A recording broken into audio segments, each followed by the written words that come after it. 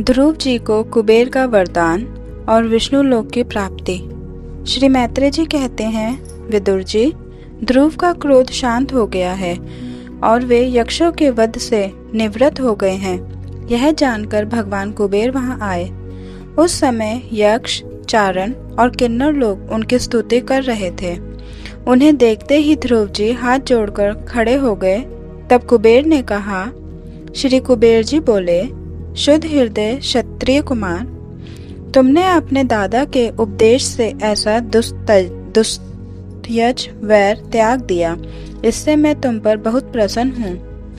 वास्तव में न तुमने यक्षों को मारा है और न यक्षों ने तुम्हारे भाई को। समस्त जीवों की उत्पत्ति और विनाश का कारण तो एकमात्र काल ही है। यह मैं, तू आदि मिथ्या बुद्धि तो जीव को अज्ञानवश स्वप्न के समान शरीर आदि को ही आत्मा मानने से उत्पन्न होती है। इसी से मनुष्य को बंधन एवं दुख आदि विपरीत अवस्थाओं की प्राप्ति होती है।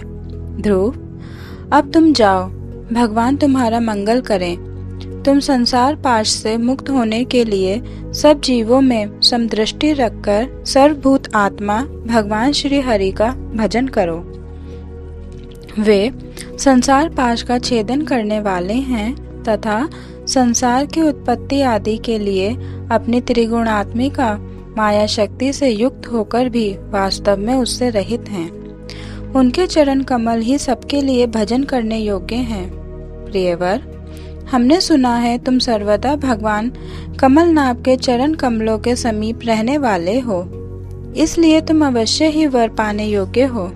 ध्रुव, तुम्हें जिस वर की इच्छा हो मुझसे निसंकोच एवं निशंक होकर मांग लो। श्री मैत्रेय जी कहते हैं, विदुर जी, यक्षराज कुबेर ने जब इस प्रकार वर मांगने के लिए आग्रह किया, तब महाभागवत महामति श्री ध्रुव जी ने उनसे यही मांगा कि मुझे श्री हरि की अखंड स्मृति बनी रहे, जिससे मनुष्य सहज ही दुस्तर संसार सागर को पार कर जाता है। इडविडा के पुत्र कुबेर जी ने बड़े प्रसन्न मन से उन्हें भगवत स्मृति प्रदान की। फिर उनके देखते ही देखते वे अंतर्ध्यान हो गए। इसके पश्चात ध्रुव जी भी अपनी राजधानी को लौट आए। वहां रहते हुए उन्होंने बड़ी बड़ी दक्षिणा वाले यज्ञों से भगवान यज्ञ पुरुष की आराधना की। भगवान ही द्रव्य, क्रिया और देवता संबंधी समस्त कर्म और उसके फल हैं तथा वे ही कर्म फल के दाता भी हैं। सर्वोपाधि शून्य सर्वात्मा श्री अच्युत में प्रबल वेग युक्त भक्ति भाव रखते हुए ध्रुव जी अपने में और समस्त प्राणियों में सर्वव्यापक श्री हरि को ही विराजमान देखने लगे। ध्रुव जी बड़े ही शील संपन्न, ब्राह्मण भक्त, दीन वत्सल और धर्म मर्यादा के रक्षक थे। उनकी प्रजा उन्हें साक्षात पिता के समान मानती थी। इस प्रकार तरह तरह के ऐश्वर्य भोग से पुण्य का और भोगों के त्याग पूर्वक यज्ञ आदि कर्मों के अनुष्ठान से पाप का क्षय करते हुए उन्होंने 36,000 वर्ष तक पृथ्वी का शासन किया। जितेंद्रिय महात्मा ध्रुव ने इसी तरह अर्थ, धर्म और काम के संपादन में बहुत से वर्ष बिताकर अपने पुत्र उत्कल को राज सिंहासन सौंप दिया। इस संपूर्ण दृश्य प्रपंच को अविद्या रचित स्वप्न और गंधर्व नगर के समान माया से अपने में ही कल्पित मानकर और यह समझकर कि शरीर, स्त्री, पुत्र, मित्र, सेना, भरा पूरा खजाना, जनाने, महल, सुरमय विहार भूमि और समुद्र पर्यंत भूमंडल का राज्य, ये सभी काल के गाल में पड़े हुए हैं। वे बद्रिका आश्रम को चले गए। वहां उन्होंने पवित्र जल में स्नान कर इंद्रियों को विशुद्ध किया। फिर स्थिर आसन से बैठकर प्राणायाम द्वारा वायु को वश में किया। तदंतर मन के द्वारा इंद्रियों को बाहर विषयों से हटाकर मन को भगवान के स्थूल विराट स्वरूप में स्थिर कर दिया। उसी विराट रूप का चिंतन करते करते वे अंत में ध्याता और ध्येय के भेद से शून्य निर्विकल्प समाधि में लीन हो गए और उस अवस्था में विराट रूप का भी परित्याग कर दिया। इस प्रकार भगवान श्री हरि के प्रति निरंतर भक्ति भाव का प्रवाह चलते रहने से उनके नेत्रों में बार बार आनंद अश्रुओं की बाढ़ सी आ जाती थी।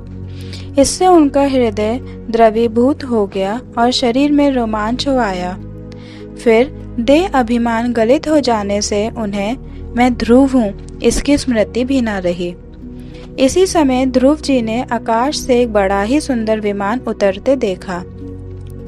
वह अपने प्रकाश से दसों दिशाओं को आलोकित कर रहा था, मानो पूर्णिमा का चंद्र ही उदय हुआ हो। उसमें 2 श्रेष्ठ पार्षद गदाओं का सहारा लिए खड़े थे। उनके 4 भुजाएं थी, सुंदर श्याम शरीर था, किशोर अवस्था थी और अरुण कमल के समान नेत्र थे। वे सुंदर वस्त्र, किरीट, हार, भुजबंद और अति मनोहर कुंडल धारण किए हुए थे। उन्हें पुण्य श्लोक श्री हरि के सेवक जान ध्रुव जी हड़बड़ाहट में पूजा आदि का क्रम भूलकर सहसा खड़े हो गए और ये भगवान के पार्षदों में प्रधान हैं, ऐसा समझकर उन्होंने श्री मधुसूदन के नामों का कीर्तन करते हुए उन्हें हाथ जोड़कर प्रणाम किया। ध्रुव जी का मन भगवान के चरण कमलों में तल्लीन हो गया और वे हाथ जोड़कर बड़ी नम्रता से सिर नीचा किए खड़े रह गए। तब श्री हरि के प्रिय पार्षद सुनंद और नंद ने उनके पास जाकर मुस्कुराते हुए कहा। सुनंद और नंद कहने लगे, राजन, आपका कल्याण हो। आप सावधान होकर हमारी बात सुनिए। आपने 5 वर्ष की अवस्था में ही तपस्या करके सर्वेश्वर भगवान को प्रसन्न कर लिया था। हम उन्हीं निखिल जगन नियंता शांगपाणी भगवान विष्णु के सेवक हैं और आपको भगवान के धाम में ले जाने के लिए यहाँ आए हैं। आपने अपनी भक्ति के प्रभाव से विष्णु लोक का अधिकार प्राप्त किया है, जो औरों के लिए बड़ा दुर्लभ है। परम ज्ञानी सप्तऋषि भी वहां तक नहीं पहुंच सके। वे नीचे से केवल उसे देखते रहते हैं। सूर्य और चंद्रमा आदि ग्रह, नक्षत्र एवं तारागण भी उसकी प्रदक्षिणा किया करते हैं। चलिए, आप उसी विष्णु धाम में निवास कीजिए। प्रियवर, आज तक आपके पूर्वज तथा और कोई भी उस पद पर कभी नहीं पहुंच सके। भगवान विष्णु का वह परम धाम सारे संसार का वंदनीय है। आप वहां चलकर विराजमान हो। आयुष्मान, यह श्रेष्ठ विमान पुण्य श्लोक शिखामणि श्री हरि ने आपके लिए ही भेजा है। आप इस पर चढ़ने योग्य हैं। श्री मैत्रेय जी कहते हैं, भगवान के प्रमुख पार्षदों के ये अमृतमय वचन सुनकर परम भागवत ध्रुव जी ने स्नान किया। फिर संध्या वंदना आदि नित्य कर्म से निवृत्त हो मांगलिक अलंकार आदि धारण किए। बद्रिका आश्रम में रहने वाले मुनियों को प्रणाम करके उनका आशीर्वाद लिया। इसके बाद उस श्रेष्ठ विमान की पूजा और प्रदक्षिणा की और पार्षदों को प्रणाम कर स्वर्ण के समान कांतिमान दिव्य रूप धारण कर उस पर चढ़ने को तैयार हुए।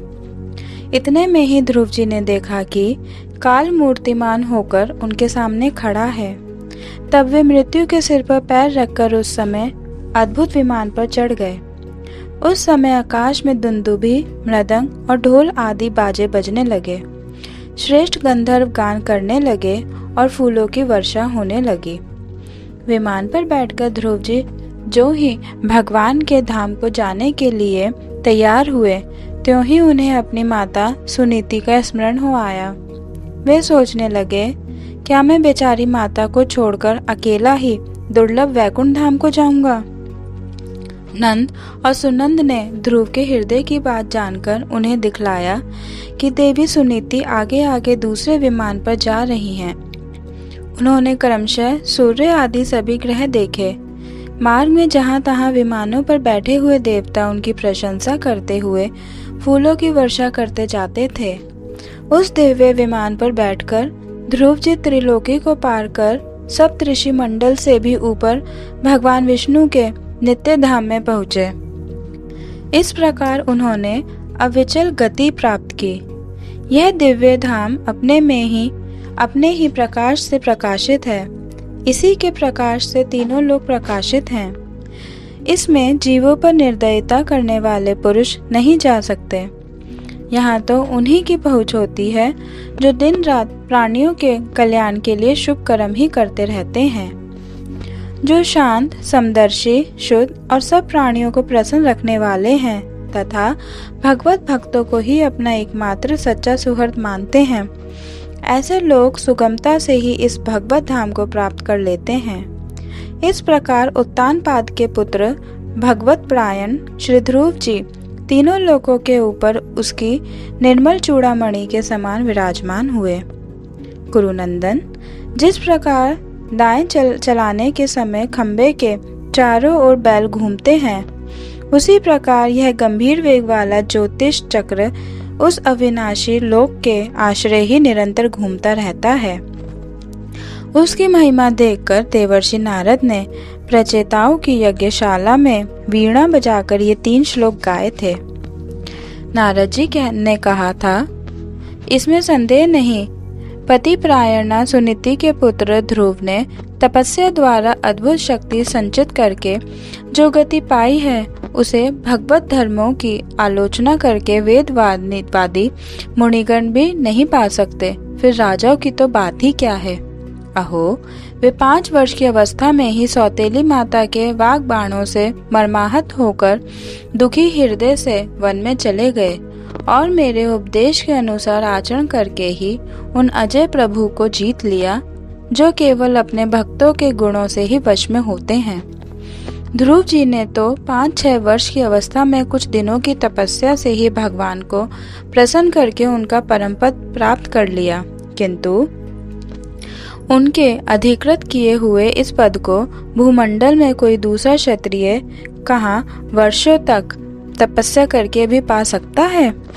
श्री मैत्रेय जी कहते हैं, विदुर जी, तुमने मुझसे उदार कीर्ति ध्रुव जी के चरित्र के विषय में पूछा था, सो मैंने तुम्हें वह पूरा का पूरा सुना दिया। साधुजन इस चरित्र की बड़ी प्रशंसा करते हैं। यह धन, यश और आयु की वृद्धि करने वाला, परम पवित्र और अत्यंत मंगलमय है।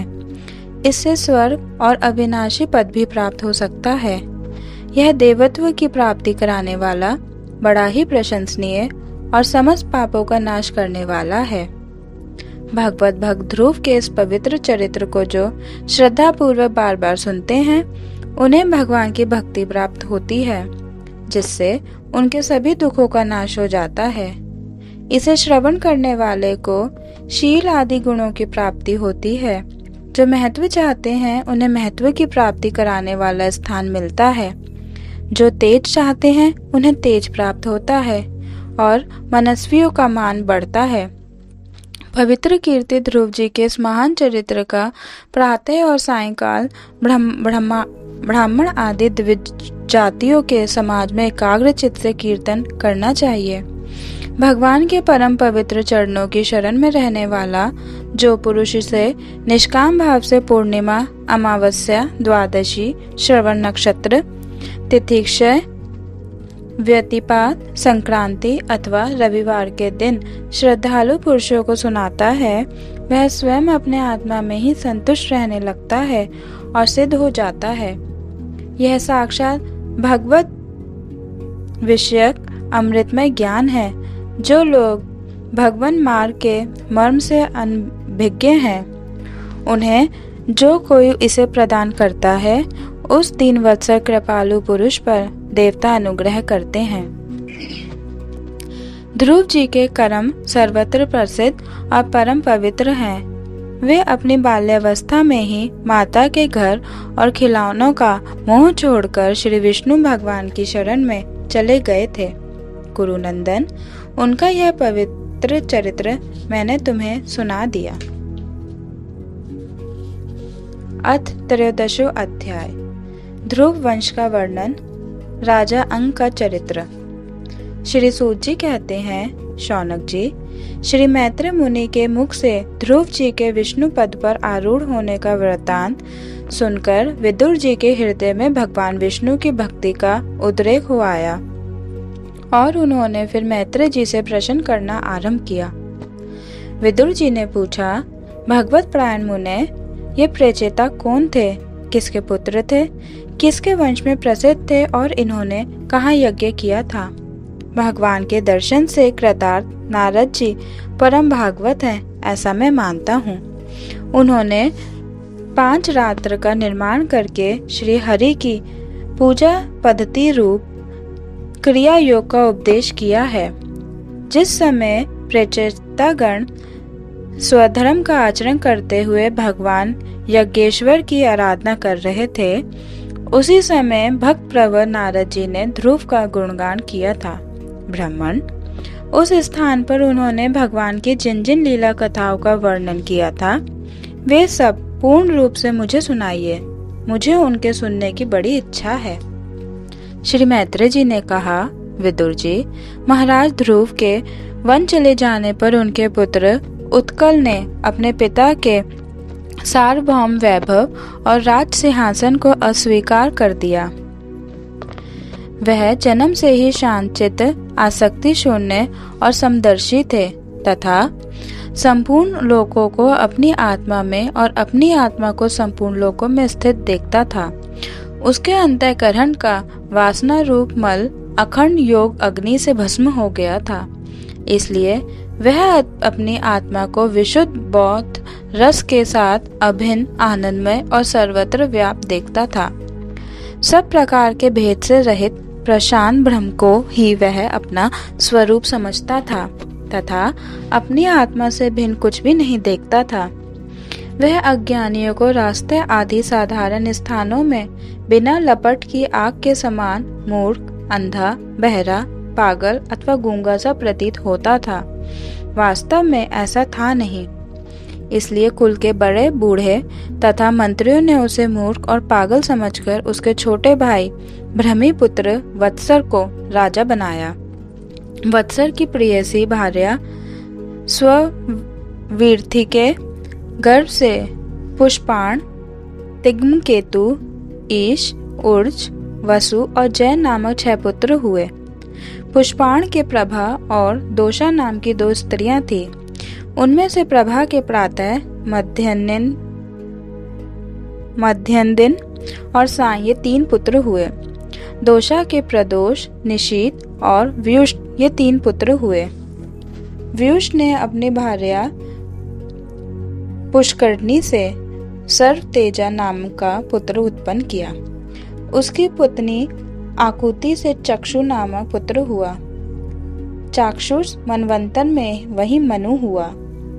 चक्षु मनु की स्त्री नडवाला से पुरु, कुत्स, त्रुत, द्युम, सत्यवान, ऋत, व्रत, अग्निष्टोम, अतिरात्र, प्रद्युमन, शिबी और उल्मूल ये 12 सत्वगुणी बालक उत्पन्न हुए। इनमें उल्मुख ने अपनी पत्नी पुष्करणी से अंग, सुमना, ख्याति, क्रतु, अंगिरा और ज्ञ ये 6 उत्तम पुत्र उत्पन्न किए। अंग की पत्नी सुनीथाक ने क्रूर कर्मा वेन को जन्म दिया, जिसकी दुष्टता से उद्विग्न होकर राज ऋषि अंग नगर छोड़कर चले गए थे। प्यारे विदुर जी, मुनियों के वाक्य वज्र के समान अमोघ होते हैं। उन्होंने कुपित होकर वेन को शाप दिया और जब वह मर गया तब कोई राजा न रहने के कारण लोक में लुटेरों के द्वारा प्रजा को बहुत कष्ट होने लगा। यह देखकर उन्होंने वेन की दाहिनी भुजा का मंथन किया, जिससे भगवान विष्णु के अंश अवतार आदि सम्राट महाराज पृथु प्रकट हुए। विदुर जी ने पूछा, ब्राह्मण, महाराज अंग तो बड़े शील संपन्न, साधु स्वभाव, ब्राह्मण भक्त और महात्मा थे। उनके वेन जैसा दुष्ट पुत्र कैसे हुआ, जिसके कारण दुखी होकर उन्हें नगर छोड़ना पड़ा? राजदंडधारी वेन का भी ऐसा क्या अपराध था जो धर्मज्ञ मुनीश्वरों ने उसके प्रति शाप रूप ब्रह्मदंड का प्रयोग किया? प्रजा का कर्तव्य है कि वह प्रजापालक राजा से कोई पाप बन जाए तो भी उसका तिरस्कार ना करे, क्योंकि वह अपने प्रभाव से 8 लोकपालों के तेज को धारण करता है। ब्राह्मण, आप भूत भविष्य की बातें जानने वालों में सर्वश्रेष्ठ हैं, इसलिए आप मुझे सुनीता के पुत्र वेन की सब करतूतें सुनाइए। मैं आपका श्रद्धालु भक्त हूँ। श्री मैत्रेय जी ने कहा, विदुर जी, एक बार राजऋषि अंग ने अश्वमेध महायज्ञ का अनुष्ठान किया। उसमें वेदवादी ब्राह्मणों के आह्वान करने पर भी देवता लोग अपना भाग लेने नहीं आए। तब ऋत्विजों ने विस्मित होकर यजमान अंग से कहा, राजन, हम आहुतियों के रूप में आपका जो घृत आदि पदार्थ हवन कर रहे हैं उसे देवता लोग स्वीकार नहीं करते। हम जानते हैं आपकी होम सामग्री दूषित नहीं है, आपने उसे बड़े श्रद्धा से जुटाया है तथा वेद मंत्र भी किसी प्रकार बलहीन नहीं है, क्योंकि उनका प्रयोग करने वाले ऋत्विज गण याजकोचित सभी नियमों का पूर्णतः पालन करते हैं। हमें ऐसी कोई बात नहीं दिखती कि इस यज्ञ में देवताओं का किंचित भी तिरस्कार हुआ है। फिर भी कर्म अध्यक्ष देवता लोग क्यों अपना भाग नहीं ले रहे हैं? श्री मैत्रेय जी कहते हैं, ऋत्विजों की बात सुनकर यजमान अंग बहुत उदास हुए। तब उन्होंने याजकों की अनुमति से मौन तोड़कर सदस्यों से पूछा, सदस्यों, देवता लोग आह्वान करने पर भी यज्ञ में नहीं आ रहे हैं और न सोम पात्र ही ग्रहण करते हैं। आप बतलाइए, मुझसे ऐसा क्या अपराध हुआ है? सदस्यों ने कहा, राजन, इस जन्म में तो आपसे तनिक भी अपराध नहीं हुआ। हाँ, पूर्व जन्म का एक अपराध अवश्य है, जिसके कारण आप ऐसे सर्वगुण संपन्न होने पर भी पुत्रहीन हैं। आपका कल्याण हो, इसलिए पहले आप सुपुत्र प्राप्त करने का कोई उपाय कीजिए। यदि आप पुत्र की कामना से यज्ञ करेंगे तो भगवान यज्ञेश्वर आपको अवश्य पुत्र प्रदान करेंगे। जब संतान के लिए साक्षात यज्ञ पुरुष श्री हरि का आह्वान किया जाएगा, तब देवता लोग स्वयं ही अपना अपना यज्ञ भाग ग्रहण करेंगे। भक्त जिस जिस वस्तु की इच्छा करता है, श्री हरि उसे वही वही पदार्थ देते हैं। उनकी जिस प्रकार आराधना की जाती है, उसी प्रकार उपासक को फल भी मिलता है। इस प्रकार राजा अंग को पुत्र प्राप्ति कराने का निश्चय कर ऋत्विजों ने पशु में यज्ञ रूप से रहने वाले श्री विष्णु भगवान के पूजन के लिए पुरोडाश नामक चरु समर्पण किया।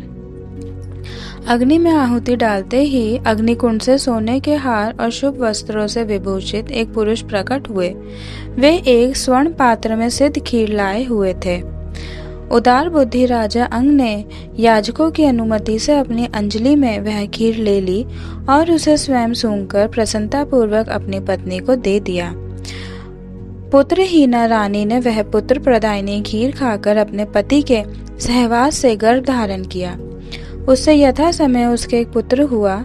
वह बालक बाल्यावस्था से ही अधर्म के वंश में उत्पन्न हुए अपने नाना मृत्यु का अनुगामी था, इसलिए वह भी अधार्मिक ही हुआ।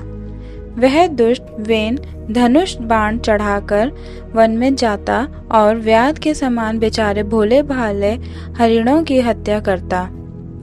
उसे देखते ही पूर्ववासी लोग वेन आया कहकर पुकार उठते।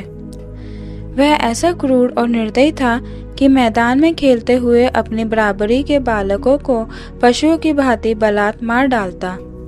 वेन की ऐसी दुष्ट प्रकृति देखकर महाराज अंग ने उसे तरह तरह से सुधारने की चेष्टा की, परंतु वे उसे सुमार्ग पर लाने में समर्थ न हुए। इससे उन्हें बड़ा ही दुख हुआ। वे मन ही मन कहने लगे, जिन गृहस्थों के पुत्र नहीं हैं, उन्होंने अवश्य ही पूर्व जन्म में श्री हरि की आराधना की होगी। इसी से उन्हें कुपूत की करतूतों से होने वाले असह कलेश नहीं सहने पड़ते। जिसकी करनी से माता पिता का सारा सुयश मिट्टी में मिल जाए, उन्हें अधर्म का भागी होना पड़े, सबसे विरोध हो जाए, कभी न छूटने वाली चिंता मोल लेनी पड़े और घर भी दुखदायी हो जाए, ऐसी नाम मात्र की संतान के लिए कौन समझदार पुरुष ललचावेगा? वह तो आत्मा के लिए एक प्रकार का मोहमय बंधन ही है। मैं तो सपूत की अपेक्षा कुपूत को ही अच्छा समझता हूँ, क्योंकि सपूत को छोड़ने में बड़ा कलेश होता है। कुपूत घर को नरक बना देता है, इसलिए उससे सहज ही छुटकारा हो जाता है। इस प्रकार सोचते सोचते महाराज अंग को रात में नींद नहीं आई। उनका चित्त गृहस्थी से विरक्त हो गया।